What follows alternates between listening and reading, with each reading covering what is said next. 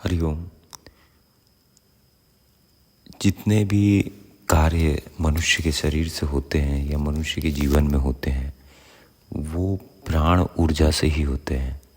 चाहे वो आध्यात्मिक हो, चाहे वो भौतिक हो, चाहे वो धार्मिक हो, कोई भी जितने भी कार्य होते हैं उसमें सबसे अहम रोल होता है प्राण ऊर्जा का। प्राण ऊर्जा का मतलब होता है सांसें।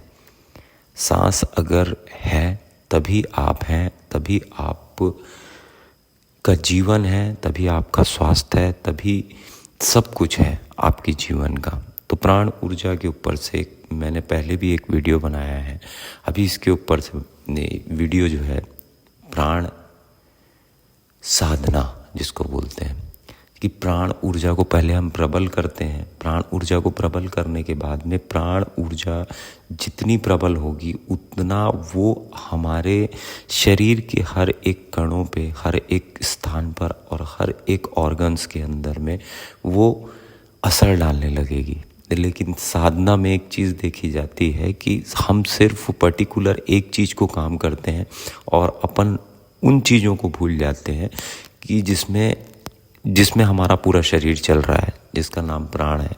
प्राण ऊर्जा जो होती है, जब भी आप कोई भी कार्य करेंगे, चाहे वो आप संसार से संबंधित करें, चाहे अध्यात्म से संबंधित करें, चाहे किसी से संबंधित भी करें, उसमें अगर आपके प्राण ऊर्जा अगर प्रबल नहीं है उसमें रस नहीं आ पाएगा।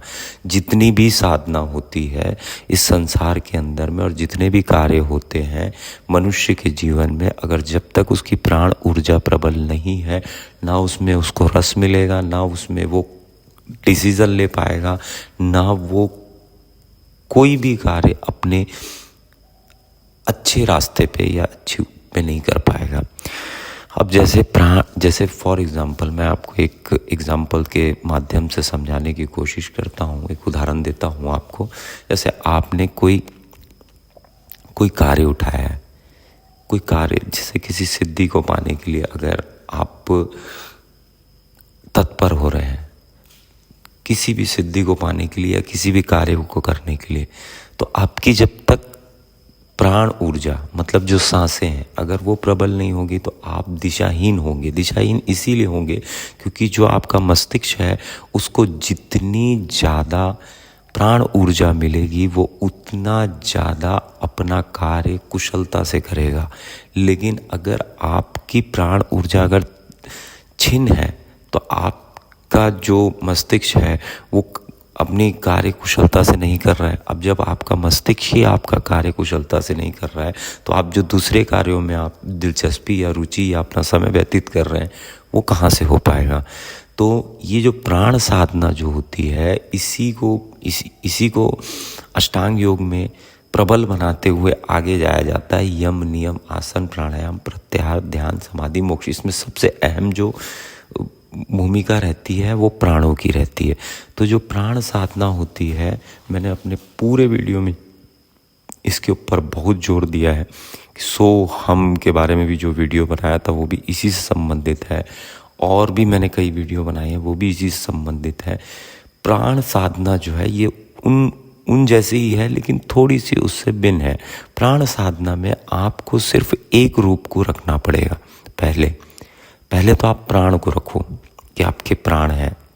आप आंख बंद करिए, प्राण है, प्राण है, सिर्फ आपके प्राण है, आपके प्राण ही शेष है, सिर्फ आपके प्राण ही। कुछ दिनों तक तो सिर्फ इसी का बोध करिए आप, या इसी की आप ध्यान करिए कि सिर्फ प्राण है और कुछ नहीं, सिर्फ प्राण है और कुछ नहीं, सिर्फ प्राण। जैसे जैसे आपको इसका बोध होने लगेगा वैसे वैसे आप नहीं करेंगे, आपके प्राण के अंदर ही दो भेद निकल जाएंगे। प्राण को गति कहाँ से मिल रही है? सांसों से। सांस आ रही है, सांस जा रही है, सांस आ रही है, सांस जा रही है। इसके लिए अब जब यहाँ पर पहुँच गया तो इसके लिए आपको कुछ कार्य करना पड़ेगा। जैसे क्या होता है, जैसे ही आप प्राण का बोध करने लगेंगे तो आपका अपने आप ही आहार में रुचि कम हो जाएगी, संसार में रुचि कम हो जाएगी। आप अंदर उतर के अपने प्राणों को देखने लगेंगे और स्थिरता बनने लगेगी। और जैसे ही अंदर देखेंगे या आपकी रुचि बनने लगेगी, आपको ये ज्ञात होने लगेगा कि ये जो प्राण है ये दो चीज़ों से चलते हैं, सांसों से। और सांस की क्रिया दो है, सांस आती है और जाती है। जैसे ही आप ये दो क्रियाओं को देखने लगेंगे या समझने लगेंगे, आपको एक चीज़ स्पष्टीकरण में समझ आ जाएगी, स्पष्टीकरण मिल जाएगा एक चीज़ का, और समझ आ जाएगी आपको बात कि संसार के अंदर में ये दो चीज़ें हैं तभी मैं हूँ।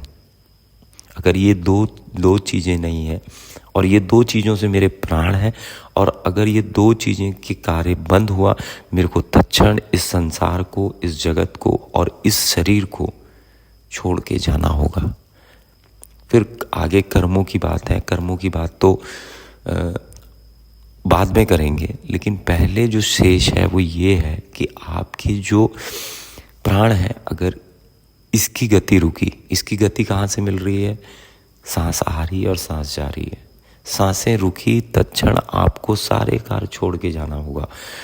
आप जो रुचि बाहर की ओर ले रहे हैं अभी तक, और जो आपको ऐसा लग रहा है कि मैं इस संसार से हूँ और मैं इस संसार में बाहर की जो दृष्टि दिख रही है, मैं इन लोगों की वजह से संसार में हूँ, ये दुख है, अगर ये रहेंगे तो दुख, ये रहेंगे तो मुझे सुख मिलेगा और ये नहीं रहेंगे तो मुझे दुख मिलेगा, ये सारी बातों की जितना पर्दे हैं सब उड़ जाएंगे। सारी चीज़ों में आपको स्पष्टीकरण मिलने लग जाएगा। तो जो ध्यान साधना में आप ज़्यादा से ज़्यादा आँख बंद करके इसको, अगर ध्यान साधना में अगर आप लेके आएंगे प्राणों को, तो आप ज़्यादा से ज़्यादा आप अपने प्राणों का बोध करेंगे कि कुछ है मेरे अंदर में जिसकी वजह से मैं हूँ, प्राणों की वजह से मैं हूँ। आप आंख बंद करेंगे, बैठेंगे, सिर्फ प्राण ऊर्जा के बारे में ध्यान करेंगे, और वही आपको आपके ईश्वर से जोड़ता है, वही इस ब्रह्मांड से जोड़ता है, वही इस संसार से जोड़ता है, वही इस सारे रिश्ते नाते। लेकिन मनुष्य सारे रिश्ते नातों को पकड़ता है और सिर्फ अपने प्राणों को भूल जाता है। सुख दुख सबको पकड़ता है वो, लेकिन इस प्राणों को भूल जाता है। सुख दुख का बोध भी यहीं से उत्पन्न होता है। जिस दिन आप प्राणों में ज़्यादा स्थिरता बनाने लग जाएंगे, सुख दुख के बोध से ही ऊपर उठ जाता है साधक। जैसे बोलते हैं कि सन्यासी को या योगियों को सुख दुख से कोई मतलब नहीं होता, ऐसा नहीं है। सुख और दुख का भेद जान जाते हैं वो। सुख और दुख क्या है, कहाँ से उत्पन्न होता है, कहाँ से उसके कार्य होते हैं, और वो उसकी कितनी क्षमता है, और वो आपके जीवन में या आपके शरीर में या आपके प्राणों में उसका कितना महत्व है। ये सारी चीज़ें एक साधक के और एक योगी के समक्ष आ जाती हैं। तो जब आपके समक्ष अगर कोई चीज़ आ गई और अगर आपको सारी चीज़ों का ज्ञान हो गया, और फिर उसके बाद में आप वही गलतियां कर रहे हैं, तो ये तो बेवकूफ़ी हुई। तो जैसे ही आप प्राण साधना करेंगे, मैंने बताया कि आपको सिर्फ अपने प्राणों का बोध करना है। सिर्फ आप प्राणों को देख के आँख बंद करेंगे, सिर्फ कुछ है, कोई भी ऑब्जेक्ट नहीं रखेंगे, कोई भी पॉइंट नहीं रखेंगे, किसी भी चीज़ को नहीं रखेंगे, सिर्फ आप हैं और आपके प्राण हैं। सिर्फ आप हैं और आपके प्राण हैं। जैसे ही यहाँ स्थिरता बनाने लगेंगे, वैसे ही आप का ठहराव होगा, और जैसे ही ठहराव होगा वैसे ही ये प्राण की जहाँ से गति आती है आप उसे देखने लगेंगे, इन सांसों को देखने लगेंगे। पहले स्पष्टीकरण मिलेगा, फिर सांसें गहरी होते जाएंगी, और जो भी चीज़ इन सांसों को दबाएगी, जैसे आहार के माध्यम से, भोग के माध्यम से, आलस के माध्यम से जो शरीर की मांग होती है इसको दबाने के लिए, शरीर और इंद्रियां हर क्षण ये प्रयत्न करेगी कि इसकी जो गति बढ़ रही है अंदर की ओर, ये स्थिरता बढ़ रही है प्राणों की ओर, इसे रोका जाए, इसे इस कदर रोका जाए कि ये फिर वापस हमारी बाहर की चीज़ों में रस लेने लगे, या बाहर की चीज़ों को भोगने में या उसको देखने में रस लेने लगे। ये पूरा इसे समझ के आपको अपनी स्थिरता बनानी है। शुरुआत के कुछ दिनों में आपको तकलीफ दुख हो सकता है, लेकिन धीरे धीरे जैसे ही आपकी स्थिरता बनते जाएगी वैसे वैसे आपकी प्राण साधना जो है वो एक उन्नति की ओर बढ़ते जाएगी। और उन्नति की ओर जैसे जैसे बढ़ते जाएगी उसके जो 2 कार्य हैं, सांस लेना और छोड़ना, जो सो हम है, ये आपको स्पष्टीकरण मिल जाएगा कि क्या क्या होता है, शरीर की अहमियत क्या है और प्राणों की अहमियत क्या है और इस संसार की अहमियत क्या है, ये सुख और दुख की अहमियत क्या है और आपके जो प्राण है उसकी अहमियत क्या है। आपको ये चीज़ समझ आने लग जाएगा कि यही शेष है और कुछ भी नहीं। पहले मुझे इसको स्पष्टीकरण की दिशा में लेके जाना है, बाकी सारे कार्य बाद में होंगे। हरिओम। मैं योगाचार्य शिवाय, doctor in naturopathy and yoga science. Her her Mahadev.